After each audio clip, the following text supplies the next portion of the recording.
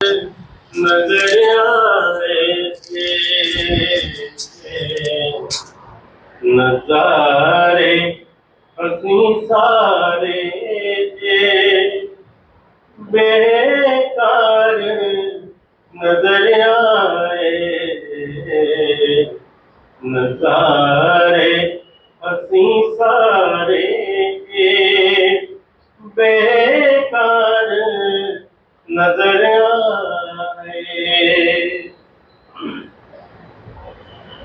जो इश्क़ मोहम्मद से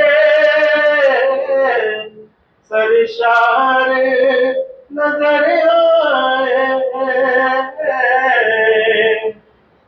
जो इश्क़ मोहम्मद से सरशार नजर आए, माहिबा करम उस पर गफ्फार नजर आए, माहिबा करम उस पर गफ्फार नजर आए। असहाबे नबियों को बिस्यार नजर आए, जो ज़ेबे खिलाफत थे बस चार नजर आए,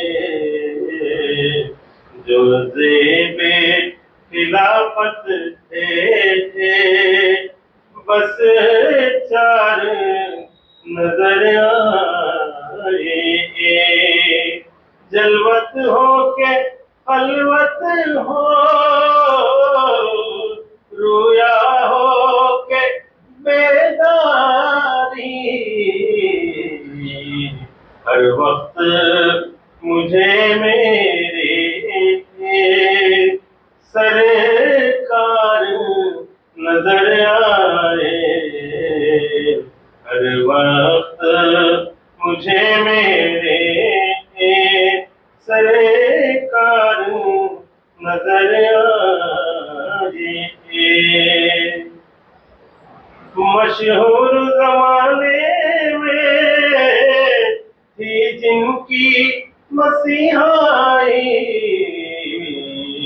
वो भी मेरे आका के बीमार नजर आए, वो भी मेरे आका के बीमार नजर आए। गर साथ शरीयत के ऐ दोस्त तरीक़त हो, फिर राहे हकीकत खुद हमवार नजर आए।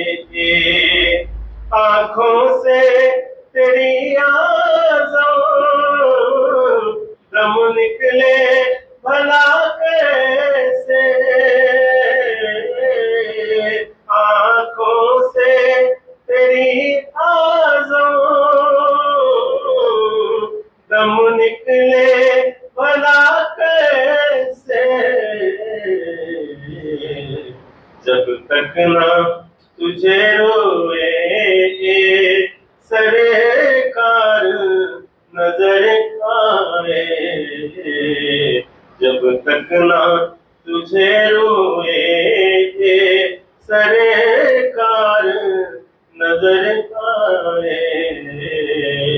जब से के मदीने के अनवार नजर आए, नज़ारे हंसी सारे बेकार नजर आए।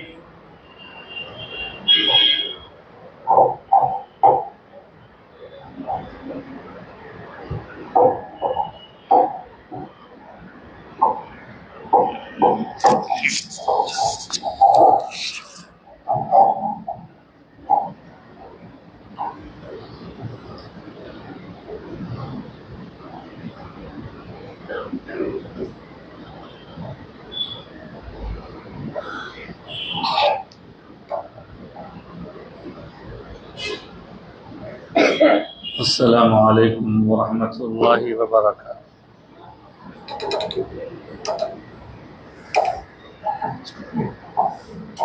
ढीला करिए, इसको ढीला करिए।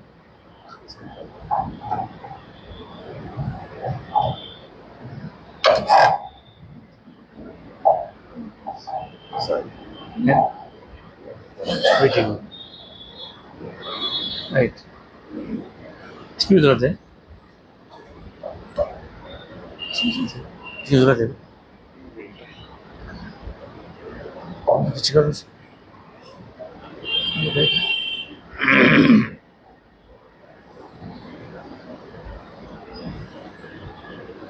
अस्सलामु अलैकुम वरहमतुल्लाहि वबरकातुहू।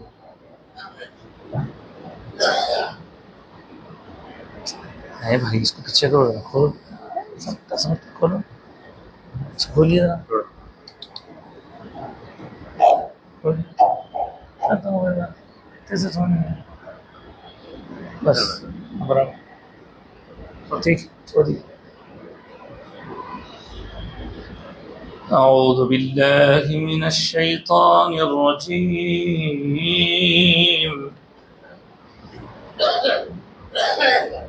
بسم الله الرحمن الرحيم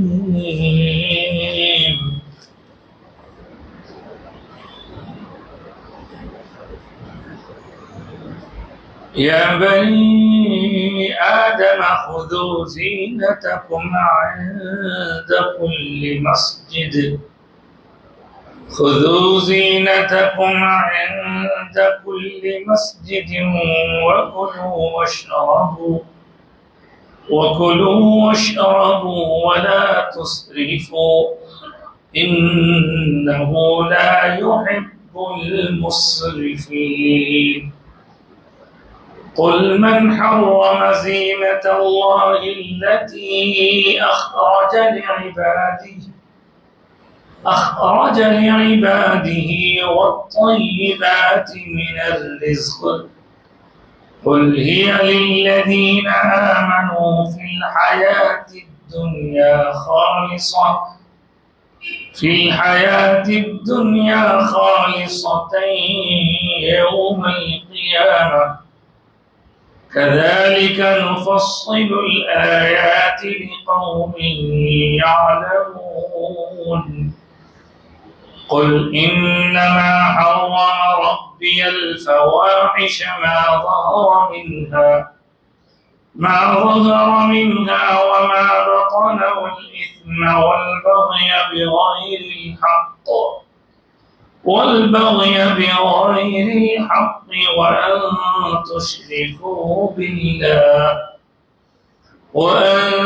تشركوا بالله ما لم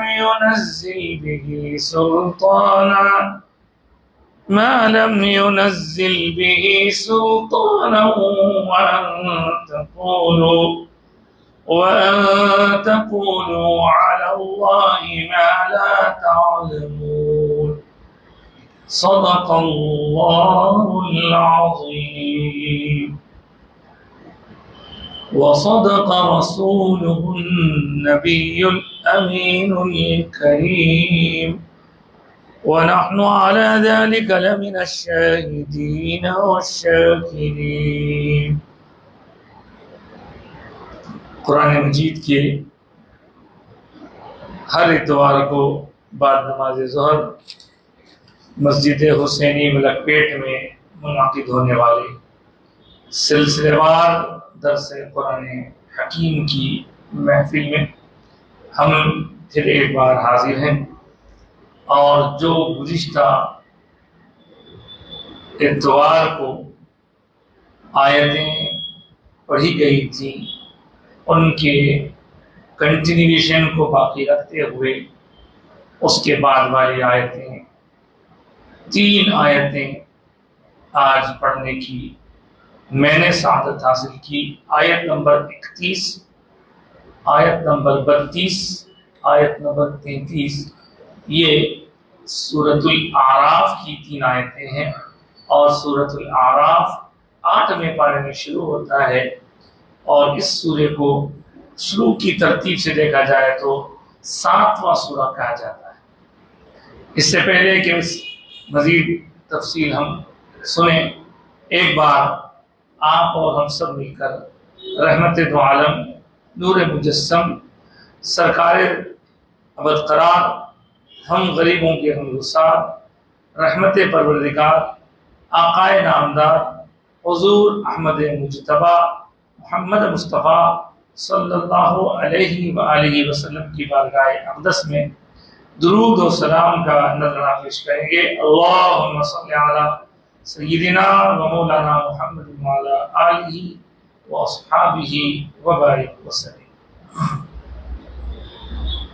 या बनी आदम, पहले इसके मुश्किल अल्फाज आपके सामने रख देते हैं।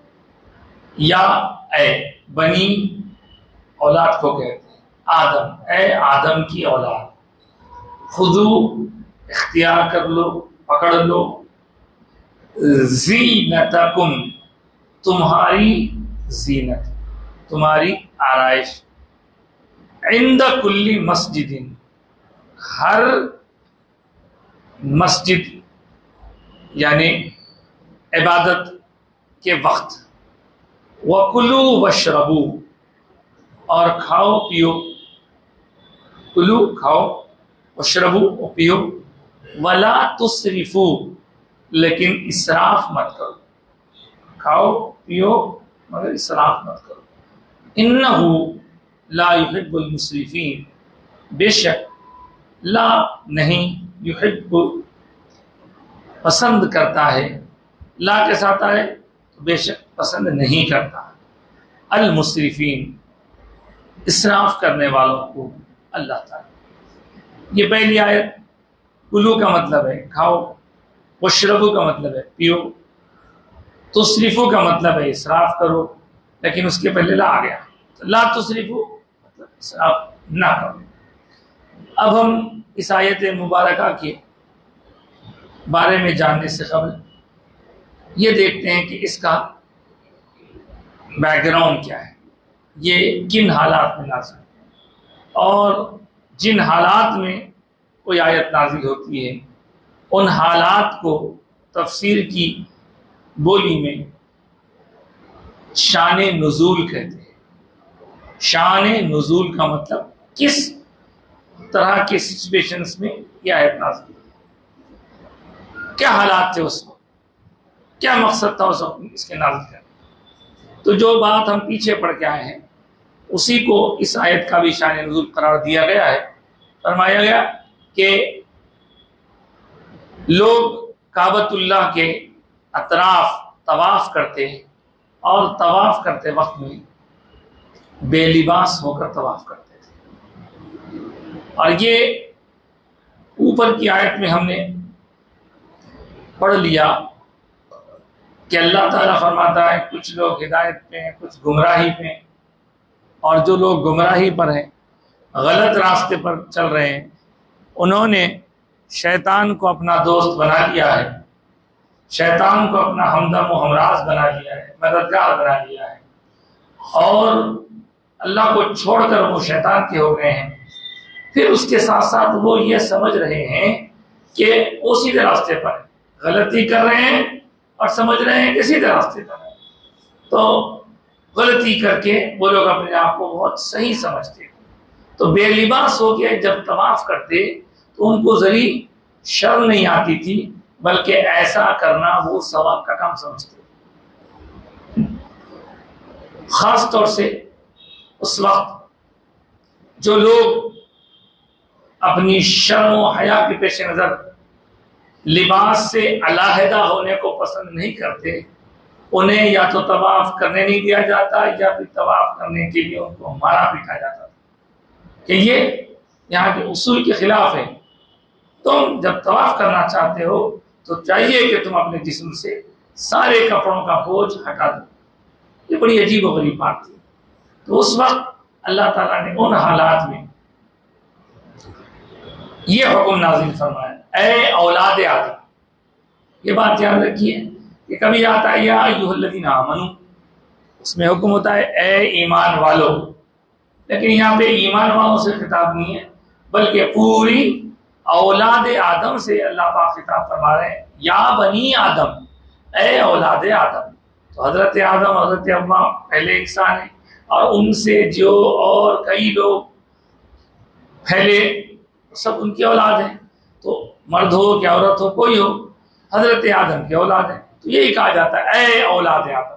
तो बाज़ हुक्म खालिसतन मुसलमानों के लिए होते हैं और बाज़ हुक्म सिर्फ मुसलमानों के लिए नहीं होते, बल्कि सब लोग उसमें शामिल है। ये हुक्म भी ऐसा ही है। ए औलाद आदम, जब कभी तुम इबादत करने का इरादा रखो, इंदा कुल्ली मस्जिदिन, जब सजदा करना चाहो, जब इबादत के लिए आओ, तो देखो खुजू ज़ीनतकुम, तुम अपनी जीनत इख्तियार करके आओ। जीनत का मतलब क्या? मैंने शायद पिछले आयात में भी इस बात को वाज़ेह किया कि लिबास जो पहना जाता है उसकी कई वजूहात होती हैं। एक तो अल्लाहुम्मा सल्ली अला सय्यिदिना मुहम्मद व आलिहि वसल्लम, एक तो जिस्म के उन हिस्सों को छुपाना मकसद होता है जिनका बताना बुरा है। दूसरा, वो हमें मुख्तलिफ असरात, गर्मी सर्दी वगैरह के मुज़िर असरात से बचाता है। तीसरा, वो जीनत होता है, हमारे कपड़े हमारे लिए हमारी जीनत हैं। तो बतलाया गया कि तुम अपनी जीनत इख्तियार कर लो जब भी नमाज के लिए आओ। तो नमाज की खातिर जब हम अपने आप को तैयार करें तो बतलाया गया कि बेहतर से बेहतर लिबास इख्तियार करें। हजरत इमाम अबू हनीफा रहमतुल्लाह ताला अलैह के बारे में आया है कि आप जब नमाज का इरादा करते तो बहुत अच्छे कपड़े पहनते। लोग कहते कि क्या आप कहाँ जा रहे हैं? तो आप कहते कि मैं अल्लाह के दरबार में इबादत के लिए जा रहा हूँ। तुम लोगों के पास जब जाना चाहते हो तो ऐसे वैसे कपड़ों में नहीं जाते, मैं अल्लाह के दरबार में बगैर एहतिमाम के कैसा ठहरूं। तो ये नमाज का एहतमाम है, नमाज की तैयारी है, नमाज के बारे में प्रिपरेशन है। अब कोई ये कह सकता है कि साहब जब नमाज हो तभी ये क्यों? हम तो हालत हर वक्त जैसी हालत में रहते हैं वैसी हालत में पढ़ेंगे। तो उन्हें बताया जाएगा कि नहीं, ये खुसूसी हुक्म है। और इबादत खा नमाज हो, रोज़ा हो या इबादत किसी और तरह की हो, उस वक्त अच्छा लिबास पहनना ये अल्लाह ताला को पसंद है।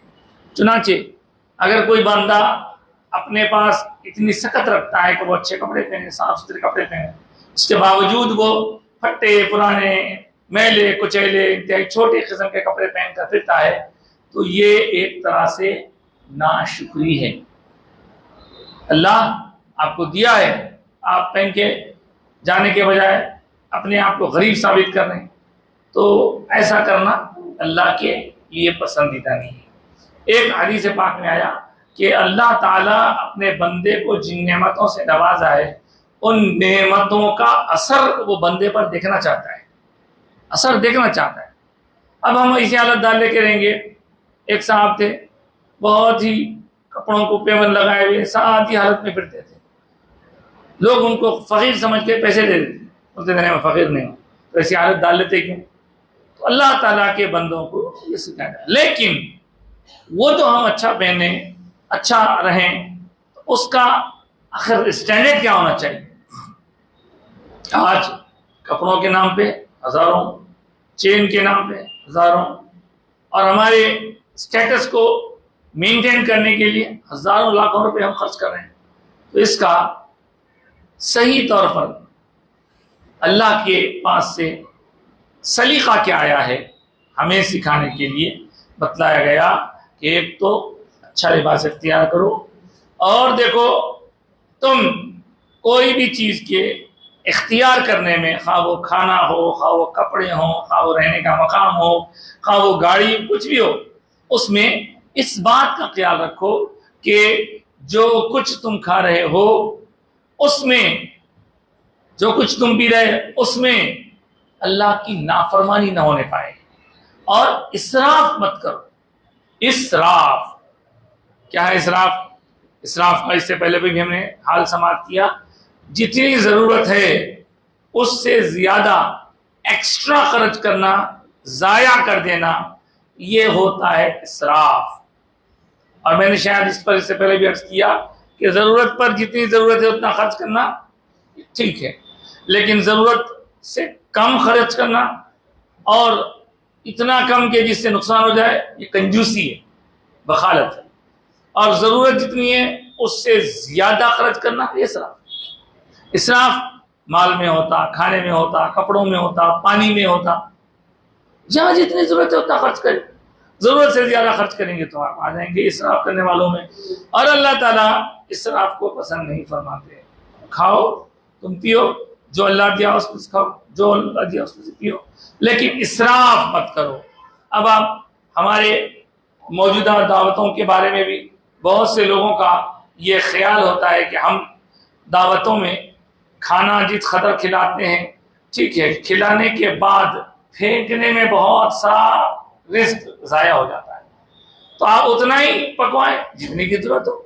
और अगर ज़्यादा हम इस बारे में बेएहतियाती करेंगे तो कुछ अजब नहीं कि अल्लाह ताला इन नेमतों के बारे में हमको पूछे और माज़अल्लाह अल्लाह के अज़ाब से हम बचेंगे, उससे बचने की दुआ करेंगे कि सजा भी मिलेगी। इसराफ, जो कुछ हमने अपने पास रख लिया समझे कि वो हमारा अपना है, नहीं साहब, जितनी आपको जरूरत है उतना बाकी दूसरों का है। तो ये वला तुस्रिफू में, कुरान की और आयतों में भी वला तुस्रिफू लिखा है, हद से आगे मत बढ़ो। जो हद कायम की गई है उस हद से आगे मत बढ़ो। उसके बाद इन्नहु ला युहिब्बुल मुस्रिफीन, बेशक अल्लाह ताला वो हद से आगे बढ़ने वालों को पसंद नहीं करता। उसके बाद दूसरी आयत, कुल मन हर्रम ज़ीनतल्लाहि लती अखरज लिइबादिही वत्तय्यिबाति मिनर रिज़्क़। आप फरमाइए, मन किसने, हर्रमा हराम किया, ज़ीनतल्लाह अल्लाह की जीनत को किसने हराम किया, वो अल्लाह जिसने अखरजा लिइबादिही, वो जीनत जो उसने अपने बंदों के लिए जाहिर की, वत्तय्यिबाति मिनर रिज़्क़, और खाने में पाकीज़ा चीज़ें। तो यहाँ इसका भी एक बैकग्राउंड है। दर हकीकत ये बात आप सब जानते हैं कि हज हज़रत इब्राहीम अलैहिस्सलाम के ज़माने से जारी है। हुज़ूर अकरम सल्लल्लाहु अलैहि वसल्लम के अहद शरीफ में हुज़ूर की तशरीफ़ आवर के वक्त भी हज हुआ करता था, लेकिन हज एक मेले का नाम था। उसके बाद फिर हुज़ूर ने उसको अपनी तरफ से प्योरीफाई किया और उसमें जो चीज़ें नामुनासिब होती थी उसको निकलवा दिया, और हज अब खालिसतन लिल्लाह हो गया, अल्लाह के लिए हो गया। तो उस वक्त सरकारे दो आलम सल्लल्लाहु अलैहि वसल्लम ने जब ऐलान नबूवत फरमाया तो बहुत पहले से तवाफ, हज, मनासिक सब हुआ करते।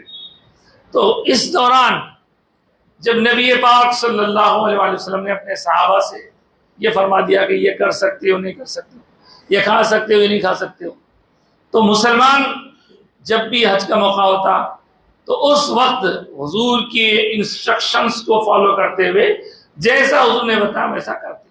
तो उन लोगों को बहुत बेचैनी होती। नंबर एक, ये लोग कपड़े पहने हुए तवाफ करते तो उनको तकलीफ होती, ये क्या गलत कर रहे हैं आप, हमारे दिन में तो ऐसा नहीं है, हमारे दिन में तो कपड़े बगैर तवाफ करना है। उसका जवाब ऊपर दिया गया। अब यहाँ दूसरी एक और बात, ये लोग जो मुयस्सर था खा लेते थे, अच्छा भी रहता था, मुरगन ग़िज़ा भी होती थी, घी भी होता था, कुछ भी खा लेते, लेकिन वो काफिरों के दिमाग में ये बैठा हुआ था कि हज करने के लिए जो भी आ रहे हैं उनको चाहिए कि वो सूखा सूखा खा लेके डर मर के रहें, ये ऐसी हर चीज खाने की परमिशन नहीं है, ये वो लोग समझते थे।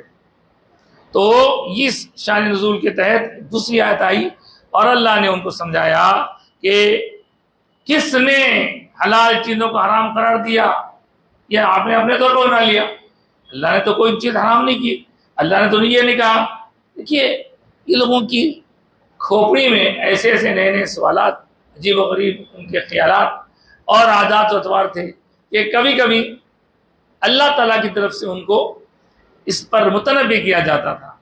चुनांचे आपको एक और बात याद दिलाऊं कि सूरह बकरा में आया कि लोग एक बार अगर सफर के लिए निकल जाते, हज का या दूसरा सफर, और उनको अगर फिर वापस आना जरूरत होती उनकी, तो वो लोग क्या करते थे, अपने घर में से दाखिल होने को बुरा समझते। दिमाग में बिठा लिया उन्होंने अपने तौर पर, नहीं अब घर में से दाखिल नहीं हो सकते।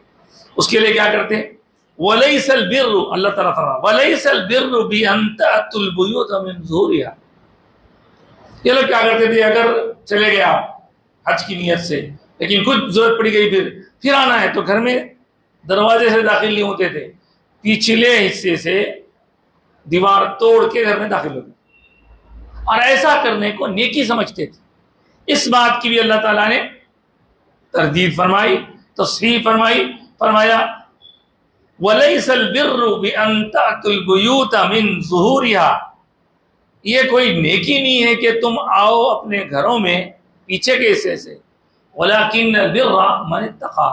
हाँ, नेकी तो वो है कि जो बंदा तक़वा इख्तियार करता है, गुनाहों से बचना नेकी है। ये दरवाजा इधर से फोड़ के आना, उधर से नहीं आना। और फरमाया वअतुल बुयूत मिन अब्वाबिहा, घर में जब आओ तो दरवाजों के जरिए से दाखिल हो। ये तुमने अपने तौर पर जो समझ लिया है उल्टा सीधा, सब गलत है। इसी तरह अल्लाह पाक ने यहाँ पर भी उन लोगों को ये सबक सिखाया कि तुम लोग ये जो कर रहे हो ये गलत है। अरे खा नहीं सकते तो सूखे बटे, अब ये लोग जो मुझे सराता खाते थे, वो लोग कहते थे कि हरी ग़िज़ाएं नहीं खा सकते, ये नहीं खा सकते, और इस तरह बहुत सारी चीज़ों से वो रुकते थे। तो अल्लाह ताला उनको समझा रहा है कि यहाँ पर तो कोई ज़रूरत ही नहीं है रुकने की। तो क्या वजह रुकने की? कौन है जिसने इन चीज़ों को हराम किया है? अच्छे कपड़े पहनने को भी बाद लोग बुरा समझते हैं।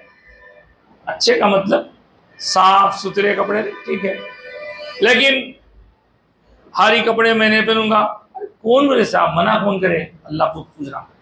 हबीब आप फरमाइए, कुल मन हर्रमा ज़ीनत अल्लाह, दुनिया की जीनत, दुनिया में अच्छा बन समझ के रहना किसने हराम किया? दुनिया में अच्छा रहना बुरी बात नहीं है, अल्लाह की नाफरमानी बुरी बात है। अगर कोई बंदा अच्छे कपड़े पहन के अल्लाह की इन्हें खूब नाफरमानी करे तो बेकार, कोई काम करने से। और कोई बंदा सादे सीधे कपड़े पहन के सादगी से जिंदगी गुजार के अल्लाह की इबादत करता है, ये बंदा बड़ा फजीलत वाला है। तो इस तरह अल्लाह ने फरमाया, किसने जीनत को, आराइश, इसको किसने हराम किया और अपने बंदों के लिए, कुल मन हर्रमा ज़ीनतल्लाहि अल्लती अखरज अलैहिम, जिस अल्लाह ने अपने बंदों के लिए निकाला है, वत्तय्यिबाति मिनर रिज़्क़, और खाने के बारे में भी वो लोग कुछ चीज़ों को खाने से एहतियात करते नहीं यार। तो अल्लाह ने जिसके लिए कोई दलील ही नहीं उतारी। देखो साहब, हलाल और हराम के बारे में ये बात याद रखना ज़रूरी है कि अल्लाह ताला ने अपने इरशादात और नबी पाक सल्लल्लाहु अलैहि वसल्लम के ज़रिए ये वाज़े कर दिया कि कौन सी चीज़ हमारे लिए हलाल है, कौन सी चीज़ हराम। अब कोई हलाल हराम नहीं कर सकता, जो अल्लाह ताला ने कर दिया सो कर दिया, अब कोई नहीं कर सकता। तो इस तरह जीनत को किसने हराम करार दिया, पाक रिज़्क़ खाने को किसने हराम करार दिया? हाँ, अलबत्ता कुछ चीज़ें हैं जिनको अल्लाह ताला ने मना फरमाया। तो हराम करार देना, किसी चीज़ को जायज़ करना, ये किसी आम इंसान का काम नहीं है, या तो ये अल्लाह का काम है या रसूलुल्लाह का काम, और कोई नहीं कर सकता। अब जो दुनिया में नई नई चीज़ें आती हैं, इसमें जो हुक्म लगता है तो उसका हुक्म कुरान हदीस की तालीमात को पढ़ के उसमें से जो नतीजा किया जाता, उस नतीजे के तहत नई दुनिया के मसाइल का हल बताया जाता है। बहरहाल किसने जीनत को, क्या अल्लाह ने? आप फरमा दीजिए हराम फर्ज नहीं। कुल, आप कहिए, ही लिल्लज़ीना आमनू फिल हयाति दुनिया, आप फरमा दीजिए ऐ हबीब कि वो जीनत दुनिया की जिंदगी में ईमान वालों के लिए है, और खालिसतन यौमल क़ियामा, इसके बाद जो क़ियामत आएगी उस क़ियामत में भी खुसूसियत के साथ खालिसतन उनको खुसूसी लिबास पहना जाएगा, जीनत वाला लिबास पहना जाएगा।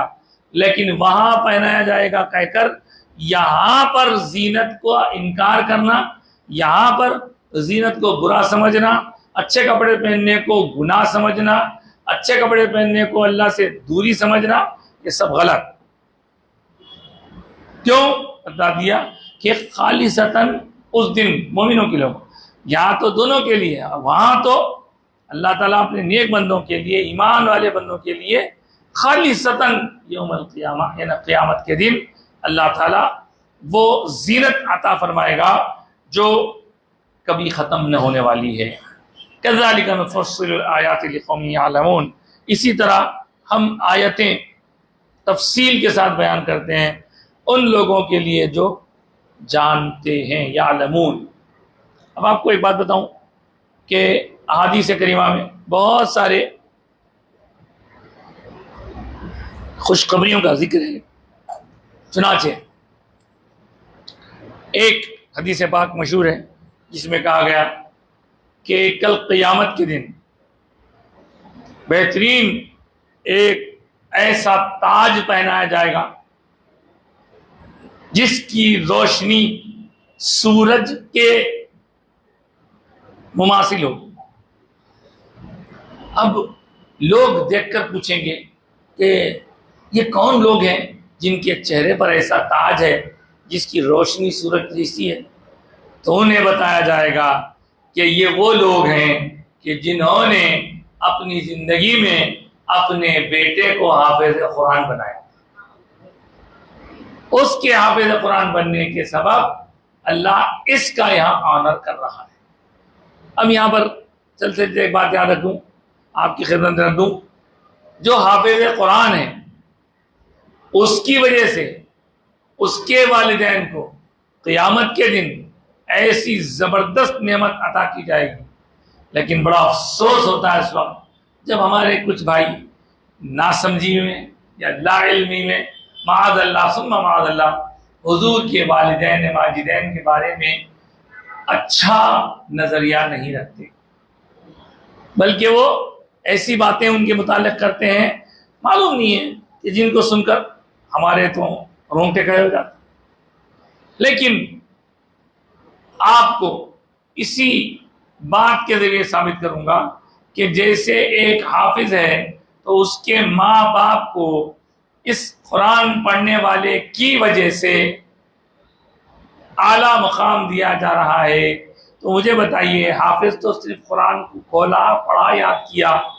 जिसने सिर्फ याद किया, माना से हो ना हो, याद किया, याद करने पर उसके माँ बाप को इतना बड़ा ताज दिया जा रहा है, तो जरा गौर कीजिए जिनके कल्बे अथर पर कुरान नाजिल हुआ उनके माँ बाप के बारे में अगर कोई बुरा ख्याल करे तो अल्लाह कितना नाराज होगा, उनके माँ बाप का कैसा मर्तबा होगा, कैसी शान होगी जिनकी वजह से कुरान हमको मिला। इसलिए हुजूर के वालिदैन के बारे में जहन हमेशा साफ रखिए। किसी की तरफ से अगर ये कहा जाए कि नहीं साहब वो लोग ऐसा वैसा, सब बेकार बात है। हुजूर के वालिदैन माजिदैन की अजमत का इकरार करना है। बहरहाल आप कह दीजिए मोमिनीन के लिए तो दुनिया में भी है जीनत और आखिरत में तो उनके लिए ये खास है। इस तरह हम अपने आयतें बयान करते हैं लोगों के लिए ताकि वो जान जाएं। ये बताया गया कि अल्लाह ने किस चीज का हुक्म दिया, अल्लाह ने क्या किया। अब ये आयत आगे जो आ रही है उसमें क़ुल इन्नमा हर्रम रब्बी अल फ़वाहिशा, ये फरमाइए कि अल्लाह ताला जायज़ चीज़ों को हराम नहीं करता, लेकिन जो बुरी चीज़ें हैं, जो हराम हैं, जो ना दुरुस्त हैं, जो इंसान के लिए नुकसानदेह हैं, अल्लाह ताला उन चीज़ों को, उन बुरी बातों को मना फरमाता है, हराम करता है। लोगों ने जीनत को हराम समझ के जीनत छोड़ दी, तो फरमा रहा नहीं, जीनत से अल्लाह ने नहीं रोका, बल्कि अल्लाह ताला ने अगर रोका है, इन्नमा हर्रम रब्बी, मेरे रब ने अगर हराम कहा है तो किस चीज को? अल फवाहिशा, अल फवाहिश, फवाहिश गंदा काम, बुरा काम, बुरी हरकत। तो कहा फवाहिश गंदी बातों, गंदे ख्यालात, गंदे अमाल, जिसको हर कोई नफरत की निगाह से देखते हैं, उन कामों से अल्लाह ताला मना फरमाता है। अच्छी चीजों को हराम नहीं करता। कोई अच्छा लिबास पहने हराम नहीं है, कोई अच्छा खाना का हराम नहीं है, लेकिन अगर कोई गंदगी का काम करे या सोचे या उस तरफ बढ़े, वो हराम। हराम किसको कर दिया?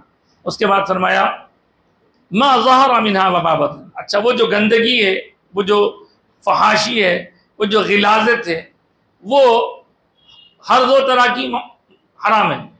चाहे आप जाहिरन छुप दिखा के करें, चाहे आप कोई बुरा काम छुप के करें, वो तो मना है, उसे तो मना कर दिया गया, उसको तो रोक दिया गया। तो इस तरह इस आयत मुबारक का शान नुज़ूल ये बताया जाता है कि कुछ लोग, ख़ास तौर से जो तवाफ़ करने वाले थे, उनमें कभी कभी औरतें भी शामिल हो जाती, और उन औरतों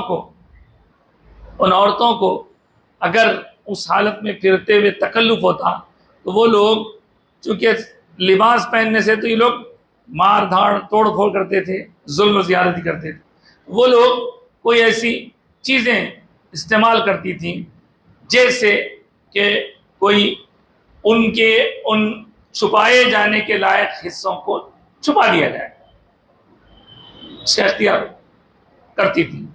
तो इस पर लोगों ने एतराज़ किया, तो अल्लाह ने फरमाया कि जिन चीज़ों को तुम कह रहे थे कि अल्लाह ने हराम किया, उनको तो हराम नहीं किया, लेकिन ये इस तरह गंदगी के काम, इन चीज़ों को अल्लाह ने हराम करार दिया है। और हराम और क्या चीज़ है? चाहे वो खुली गंदगी हो, चाहे वो छुपी गंदगी हो। ओल इस्म, गुनाह करना, जानबूझ के गुनाह में हाथ डालना, इसको हराम किया है। वल बग़य बग़ैर हक़, और नाहक बगावत करना, किसी के खिलाफ होना, गद्दारी करना, इसको हराम किया है। और किसको हराम किया अल्लाह ने? व अन तुशरिकू बिल्लाह, अल्लाह की ज़ात में किसी को शरीक ठहराना, ये हराम वो नहीं किया। और फिर उसके लिए मालम युनज़्ज़िल बिही सुल्ताना, कोई उसके लिए उसने दलील भी नहीं उतारी। और तुम हो व अन तक़ूलू अलल्लाहि मा ला तालमून, और तुम हो कि अल्लाह ताला के बारे में ऐसी बात कहते हो जो कि अल्लाह ताला ने नहीं कही, और तुम जानते रख नहीं उसको। तो कोई बात अगर हम अपनी तरफ से कह दें और इसको अल्लाह की तरफ मंसूब कर दें कि ये अल्लाह ने कहा है, अल्लाह ने ऐसा कहा है, तो समझिए कि हम फंस गए। इसलिए किसी भी मामले में अपने आप को इन्वॉल्व करने के पहले सोच लेना चाहिए कि क्या दुरुस्त है, क्या नादुरुस्त है। यहाँ पर एक सवाल ये पैदा होता है कि जनाब, खाने के लिए रिज़्क़ पाकीज़ा खाओ, तो क्या गंदा खाना भी होता? जी हाँ, उसकी कई किस्में होती हैं। एक तो अगर वो खाना ख़राब हो जाए, उसमें से बदबू आए, वो खाने के काबिल नहीं होता, हर नुकसानदेह चीज़ है ना। उसके अलावा अल्लाह की तरफ से कुछ चीज़ों पर पाबंदी आयद कर दी है, ये नहीं खा सकते आप, बस उससे बचना ही बचना। कुत्ता नहीं खा सकते, गधा नहीं खा सकते, हाथी नहीं खा सकते। और जो खाए जाने वाले जानवर हैं, उनको भी उस वक्त खाया जा सकता है जब उन पर अल्लाह का नाम लेकर उन्हें ज़ुबह किया जाए, हलाल नहीं होता। तो इस तरह हलाल क्या है, हराम क्या है, इस बारे में हर बंदे को थोड़ी थोड़ी जानकारी होना। ऐसी महफिलों में अहलुल्लाह के पास, उलमा के पास जाते रहें तो बराबर इसकी जानकारी अल्लाह ताला अता फरमाता है। इस्म, गुनाह, बग़ी, बगावत, तुशरिकु बिल्लाह, अल्लाह की ज़ात में किसी को शरीक ठहराना, ये सब चीज़ें बुरी हैं, इनसे एहतियात करो। मा लम युनज़्ज़िल बिही सुल्ताना, जिसका कोई अल्लाह ताला ने दलील नहीं उतारी है। ये लोग, इसका शान नुज़ूल यही बताया गया है, ये लोग उल्टी सीधी बातें करते और कहते हैं कि ये अल्लाह ने कहा है। तो फरमाया जा रहा है कि तुम लोग कैसी बातें कर रहे हो, अल्लाह पर ऐसी बात कर रहे हो जो कि उसने फरमाई नहीं है। तो ये गंदगी का कारोबार अल्लाह ने बंद करना चाहा और इस तरह इन आयत के जरिए अल्लाह ने उनको बंद करा दिया। अब देखिए, खाने की चीज़ों में कुछ हलाल कुछ हराम, फिर पहनने की चीज़ों में भी हलाल हराम, इस्तेमाल करने की चीज़ों में हलाल हराम, हर चीज़ में। तो खाने की चीज़ों में जैसे मैंने कहा, जो भी आप खा रहे हैं हलाल हो, गोश्त खा रहे हैं हलाल हो। अब कोई झटका मार के ला रहा है, कोई उसको मशीन से काट के ला रहा है, सही तरीका जो बताया गया इस्लामी, उसको फॉलो करते हुए अगर जानवरों में से हलाल जानवर को अलग करके उस पर बिस्मिल्लाह या अल्लाह अकबर कहते हुए तो ज़ुबह किया जाए तब वो हलाल हो, नहीं तो हराम हो। किसी देवी के पास जाके काट के लाए, हलाल नहीं, हरगिज़ नहीं। किसी तरह इन बातों को आप जानिए, हलाल कैसे होता है। फिर उसके बाद ये भी याद रखने की बात है कि उनमें जब हम हलाल हराम को अलग कर लेते हैं तो फिर वो हलाल चीज़ों को खाने के लिए बर्तन कैसे हों। चीज़ हलाल है, बर्तन सोने का है, बर्तन चांदी का है, हराम। खाने के लिए जो चीज़ है वो तो हलाल है, लेकिन बर्तन इसलिए कि अल्लाह ताला ने सोने चांदी के बर्तनों को इस्तेमाल करना हमारे लिए मना फरमाते हैं। इसलिए सरकार अक़दस सल्लल्लाहु अलैहि वसल्लम इरशाद फरमाते हैं कि मेरी उम्मत पर सोने के बर्तन और मर्दों के लिए ख़ास तौर से सोने का जेवर हराम, सिर्फ औरत को सोना पहनने की इजाज़त है। इसी तरह सोने चांदी के बर्तनों के अलावा लिबास के बारे में भी याद रखना ज़रूरी है कि लिबास भी अल्लाह ताला के पसंद का हो। जो कपड़ा आपने ख़रीदा है वो सिल्क न हो, रेशम न हो, क्योंकि मर्द आदमी को रेशम पहनना हराम करार दिया अल्लाह ताला। तो ये वो चीज़ें हैं कि जिनसे हमें एहतियात करते हुए अपने आप को बचाना चाहिए। नहीं मालूम कब हमारा वक्त आ जाए, इसलिए अल्लाह के इरशादात, उसकी तरफ से जो हमको हिदायत अहकाम मिले उस पर अमलावरी की हर हाल में कोशिश करना। जो साहब करने का हुक्म दिया वो करना, जिससे बचो बोला बच जाना, बस यही बंदगी, असल बंदगी यही है, करने का काम करना, नहीं करने का काम नहीं करना। तो यहाँ कुल्लम कुल्ला बता दिया गया कि जो चीज़ जायज़ है उसको कोई हराम नहीं करार दे सकता, जो चीज़ नाजायज़ है उसको कोई हलाल नहीं बोल सकता। अभी होता ही है कि कभी कभी हम देखते हैं कि कुछ लोग, गुज़िश्ता भी हमने थोड़ा डिस्कस किया था, खामखा की चीज़ों को हराम करार देते थे। अरे नहीं वो हराम है, अरे नहीं कैसा भाई, तो बोले हमको मालूम है, शक है। याद रखिए, हलाल हराम ये ताय्युन करना ये बंदे का काम है, ये अल्लाह का काम है, अल्लाह के रसूल का काम है, हमारा काम है। हाँ, बात चीज़ें जो उलमा मसाइल को देखकर उसमें इस्तेमाल करते हैं वो उनका हक है, लेकिन हर कस नाकस को ये इजाज़त हरगिज़ नहीं दी जा सकती। इसके अलावा एक बात और याद रखने की है, वो ये कि खालिस प्योर जज्बा इबादत का अगर हमारे अंदर पैदा होता है तो हम खुश नसीब हैं। लेकिन अगर हमने इबादतों को पस से पुष्ट डाल दिया है, नज़रअंदाज कर दिया है, तो इबादतें हमारे लिए वालिद जान बन सकती हैं। इसलिए अपने आप को अल्लाह की तरफ लगाए रखना है और हराम को हराम समझ छोड़ देना है, हलाल को हलाल समझ इख्तियार कर लेना है। अब उन दोनों की जो चीज़ें हैं अगर वो किसी तरह कंफ्यूजिंग है तो छोड़ नहीं, छोड़ने पर, मगर अपने दीन को, अपने ईमान को, अपने तरीके को, अपने इस्लाम को, अपनी आखिरत को संवार के रखने के लिए ये करना पड़ेगा। दिल की बात, जिस्म की बात, नफ्स की बात आप सुनते जाएंगे तो वो आपको रुस्वा करके, जलील करके छोड़ेगा। इसलिए जो काम करने का दिल चाहे पहले देखना ये अल्लाह रसूल की नज़र में दुरुस्त है कि नहीं है, तो नहीं है, छोड़ देना है। इस तरह अल्लाह ताला ने हमें इन 3 आयात में ये जो सबक दिया है, ये उस सबक को बड़े दिल की गहराइयों से पढ़ के, समझ के उस पर अमल की तौफीक भी मांगना है। अब आज की गुफ्तगू ख़त्म करने से पहले एक हदीस पाक और एक फ़िक़ही मसला आपकी खिदमत में अर्ज़ किए देते हैं।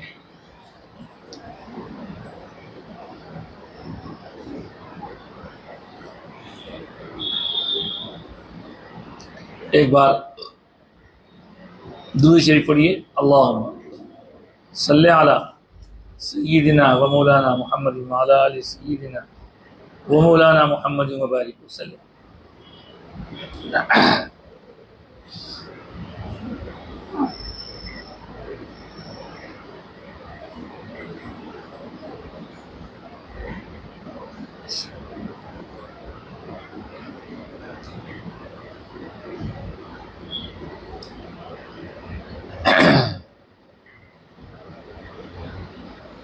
बुखारी शरीफ की एक रिवायत, मशहूर रिवायत, जिसको सुनने के बाद हमारे रोंगटे खड़े हो जाएंगे, हमें एहतियात करने का दर्स मिलेगा।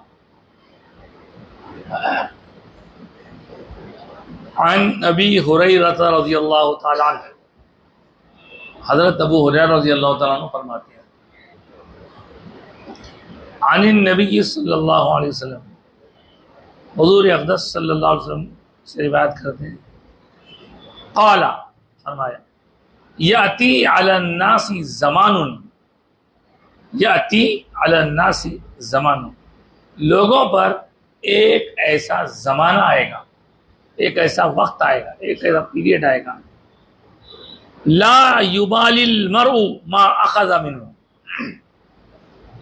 किसी बंदे को इस बात की परवाह नहीं होगी कि जो कुछ उसने हासिल किया है, अमिनल हलाली अम मिनल हरामी, जो कुछ उसने हासिल किया है, कमाया है, वो हलाल है या हराम है, इसका उसको एहसास तक नहीं होगा, परवाह नहीं होगी उसको।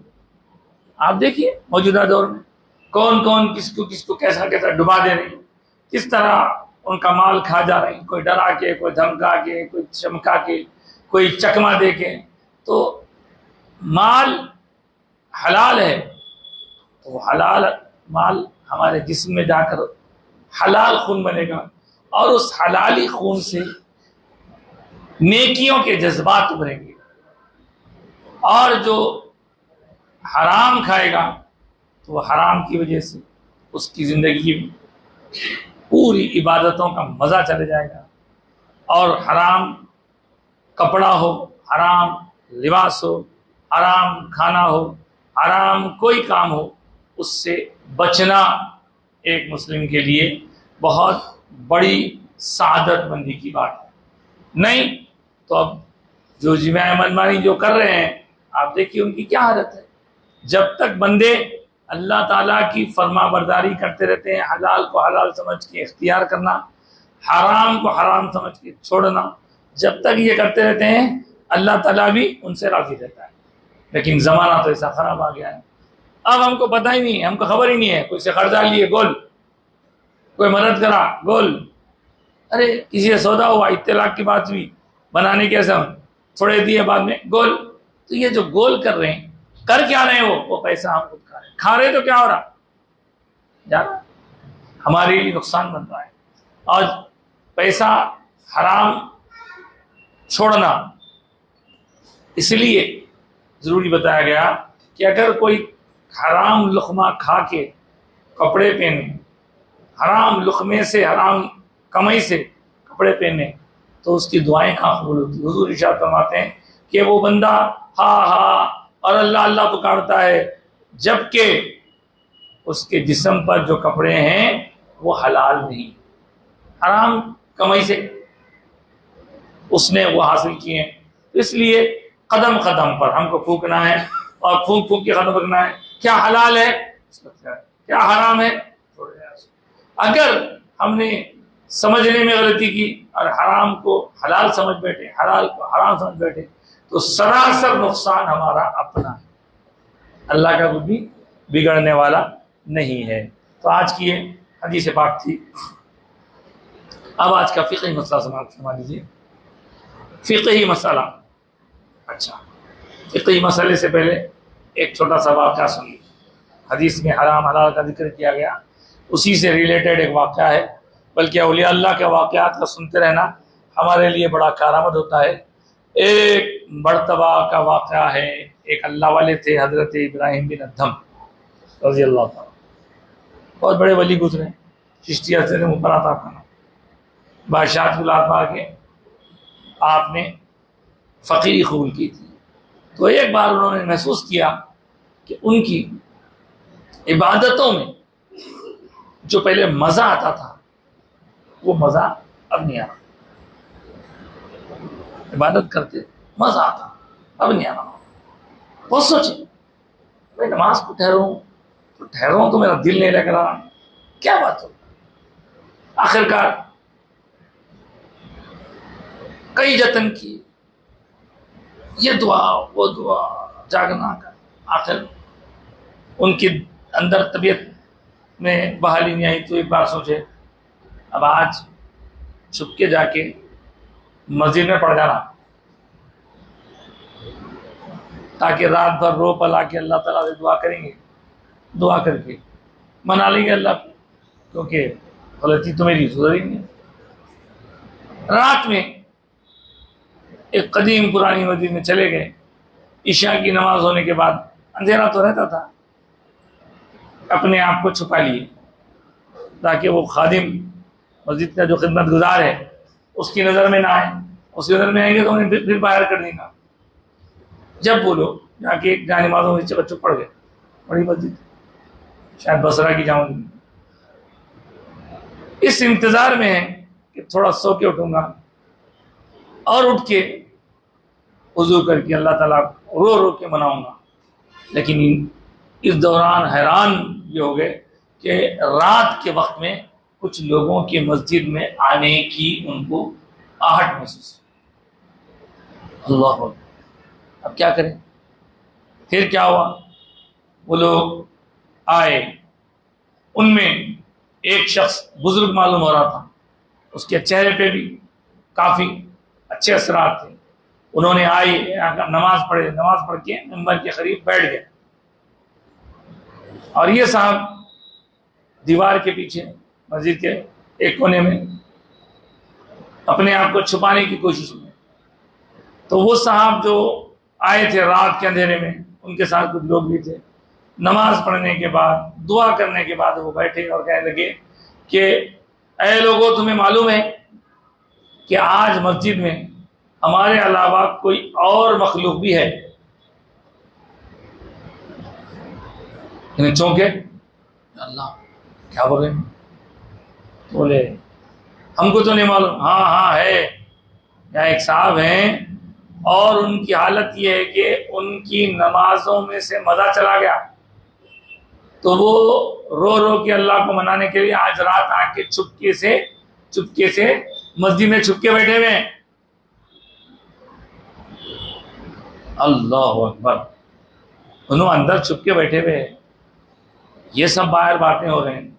बोले अब जियो या मरो, एक बात तो ज़रूर है कि जब बंदे को मैं मिला नहीं, मेरे मिलने के बावजूद, मैं नहीं मिलने के बावजूद उन्होंने मुझे देख लिया, पहचान लिया, और वो ये भी कह रहे हैं कि उनके नमाजों में से, इबादत में से मज़ा चला गया है, इसलिए वो आके यहाँ रात में गुजार करके अल्लाह ताला से दुआ करना चाहते हैं।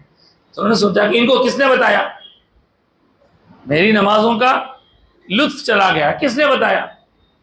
तो हिम्मत किए, बोले जो होता देखा जाएगा। पहुंच गए सामने, आगे बोले कौन है भाई आप लोग। बोले हम कौम जिन्नात से ताल्लुक है। जिन्नात आए मस्जिदों में आते भी, डरने घबराने की बात नहीं। तो बोले ये मेरे शागिर्दा हैं और मैं इनका उस्ताद हूँ। और जिन्नातों में भी नेक शख्सियत थी कोई बुजुर्ग। तो बोले आपसे मैं जब से सुन रहा था, आपने मेरे बारे में कहा, मैं छुपा हुआ था कि मुझे नमाज में मजा नहीं आ रहा, इसीलिए मैं यहाँ आके अल्लाह से दुआ करने के लिए रात में रुका हुआ हूं। ये आपको किसने बताया?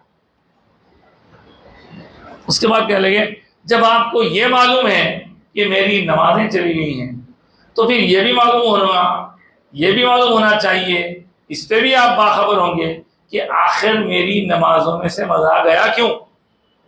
जब वो मालूम है तो ये भी मालूम होना चाहिए। बताइए, मेरे को मेरी परवाह नहीं है, क्या करते कर जाओ, मारते मारते। उन्होंने कहा कि मियाँ ऐसा है, तुम्हारे इबादतों का जो लुत्फ था इसलिए खत्म हुआ है क्योंकि तुम्हारे पेट में थोड़ी सी हराम लुकमे के साथ हराम कमाई चले। अल्लाह अक्बर। मैं तो नहीं खाता हराम। सुनिए, गौर से सुनिए, बड़े लोगों की बड़ी बातें रहती। मैं तो हराम नहीं खाता, मैं तो एहतियात करता हूँ। एहतियात करते हैं आप, लेकिन 4 दिन पहले आप बाजार गए थे खजूर खरीदने के लिए। सूखे खजूर थे ना, छुहारे बोलते। आपने जब खरीद लिया, आपको देने वाले ने तोल कर दे दिया, तो आप उसको महफूज रख के अपने घर जाते हुए जैसे ही झुके तो आपने महसूस किया कि उस मकाम पर कुछ नीचे खजूरें गिरी हुई। ये सोच के कि शायद मेरा माल जब तोला जा रहा था उस वक्त तुलते तुलते ये उसमें से कुछ गिर गए होंगे, आपने वो खजूरों को उठा लिया, उठाकर अपने खजूरों में मिला लिया और वो खजूर इसमें मिक्स हो गए।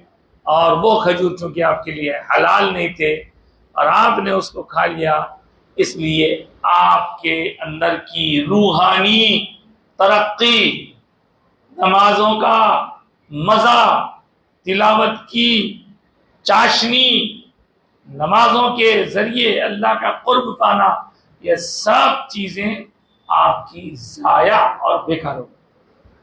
किससे? तो फिर उन्होंने जाकर तौबा की। हालांकि वो जानबूझ के तो ऐसा नहीं किए थे। खजूर जो है अपने नीचे रह गए, अरे नीचे गिरे शायद मेरे होंगे, खा लिए। तो इससे अंदाजा लगाइए कि हमारी इबादतों में सुरूर, कैफ, तस्कीन, मजा क्यों नहीं आ रहा? कहीं ना कहीं कुछ गड़बड़ है, जिसकी वजह से हमें अपनी नमाजों में मजा नहीं आ रहा है। बहरहाल अल्लाह का बड़ा फजल है, अल्लाह हमको अपने कर्म से मजीद सरफराज फरमाए और नमाजों की पाबंदी की तौफीक अता फरमाए। इसमें हलाल खाने और हराम से बचने का हौसला अता फरमाए। आमीन जाए नबी। अब आज का फिक़ही मसला समाप्त कर लीजिए। देखिए साहब, हमारे इस्लाम मजहब दीन के जो अहकाम हैं, उन अहकाम की अलग अलग किस्में होती हैं। उन किस्मों को हम अच्छी तरह जानते हैं। आप सोचिए, मेरे लिए तो आसान है। उन किस्मों में सबसे बड़ी किस्म जो है उसको कहते हैं फर्ज। और उसके बाद का दर्जा आता है वाजिब, फिर उसके बाद का दर्जा आता है सुन्नत मौक़दा, फिर उसके बाद दर्जा आता है सुन्नत गैर मौक़दा, फिर उसके बाद आता है नफिल या मुस्तहब। इतने कैटेगरी हमारे काम। तो जब ये हम कैटेगरीज मालूम रखकर इस आयत को आज जो हमने पढ़ा सीखा देखेंगे तो हमें समझ में नहीं आएगा कि क्या किया जाए। और हराम और फर्ज है क्या? तो देखिए, जो अहकाम अल्लाह ने बताए ना, उसमें सबसे बड़ा फर्ज, वाजिब, सुन्नत, नफिल, ये करने के काम। फिर इसका एक अपोजिट होता है जो नहीं करने के। अभी आपने सुना ये हलाल है, ये हराम है। क्या मतलब? हराम किसको कहते हैं? हराम शरीयत का वो हुक्म है जिसमें किसी काम के करने से रोक दिया गया। लुक़्मा हराम, अमल हराम, नजर गैरों की तरफ हराम, कत्ल हराम। तो जो काम से रोक दिया गया है उसको हराम कहते हैं। उसका सही डेफिनेशन ये है, हराम वो हुक्म है जो नस्से कतई से साबित हो। नस्से कतई, जिसका करने वाला शदीद गुनाहगार और हराम को हराम न मानने वाला दायरे इस्लाम से। हराम मान रहा, गलती कर रहा, हराम मान रहा, गलती कर रहा, गुनाहगार। मालूम शराब पीना हराम है, नहीं साहब क्या करूं, मजबूर हूं थोड़ा, गलती कर रहा, हराम समझ के गलती कर रहा, गुनहगार। लेकिन अगर कोई गलती हराम समझ के नहीं कर रहा, हराम ही नहीं मान रहा, हराम का इनकार कर दे रहा, हाँ नहीं मानता, मैं नहीं मानता, क्या काम, ये हराम। फिर फर्ज इसका उल्टा है, करने के काम। ऐसा हुक्म जिसमें किसी काम के करने का हुक्म दिया गया है, नहीं करा गुनाहगार, इनकार कर दिया काफिर। तो ये फर्ज और हराम, ये दो चीजें आज बताई गई। इंशाल्लाह मजीद और तफसील आपकी खिदमत में गुजारी जाएगी। आज की गुफ्तगू ख़त्म करते हैं और अल्लाह से दुआ करते हैं कि मौला ताला हमारी आने वाली ज़िंदगी के लम्हात को कारगर बना दे। रमज़ान शुरू होने में जितने दिन बाकी है उनमें एक इतवार और आने वाला है। एक इतवार होगा, इतवार के बाद अगर चांद नज़र आ जाए पीर को तो पीर को तरावी, नहीं तो फिर मंगल से तरावी देखेंगे इंशाअल्लाह ताला। दर्स हस्बे दस्तूर हर इतवार को रमज़ान में भी जारी रहेगा। गुज़िश्ता भी जारी था, भी जारी रहेगा। हम ये दुआ के लिए कहा गया, अल्लाह ताला के बारे में हम दुआ करते हैं कि अल्लाह ताला हमारी इस महफिल पाक को कबूल फरमाए। जो कुछ कहा सुना गया उससे कबूल फरमा, कहने सुनने के दौरान जो कमी कोताही लफ्ज़ होता है उसे माफ़ फरमा दे। ख़ास तौर से हमें कुरान पढ़ने, पढ़ाने, सुनने, सुनाने की तलब अता फरमा, तौफ़ीक़ अता फरमा। और जो लोग कुरान पढ़ना नहीं जानते उन तक हमारे पैगाम को पहुँचाने की सही करने में हमारी मदद फरमा। और जो लोग बीमार हैं शिफ़ा कामिल सेहत आजिल अता फरमा। मोहम्मद यूसुफ सुफियानी साहब के सीधी आँख के मर्ज़ के दुआ की ख्वाहिश की गई है, अल्लाह उनको कामिल सेहत अता फरमाए। और जितने लोग बीमार हैं सबको सेहत और आफियत की नसीब फरमा। जिन घरों में बच्चियाँ अनब्याही बैठी हैं उनके शादियों के रिश्ते आसानी तय करा दें। जो बेरोज़गार हैं रोज़गार अता फरमा। जो इल्म हासिल कर रहे हैं उनके लिए इम्तिहानात आसान फरमा दे। जो लिख रहे हैं उन्हें कामयाबी दे, जो लिखने वाले आगे उनको भी कामयाबी नसीब फरमा। हमको मेहनत करके हलाल रोज़ी कमाने की तौफीक अता फरमा। इस्लाम की ज़िंदगी दे और इज़्ज़त की रोज़ी दे, ईमान की मौत नसीब फरमा। आमीन या रब्बल आमीन। सल्लल्लाहु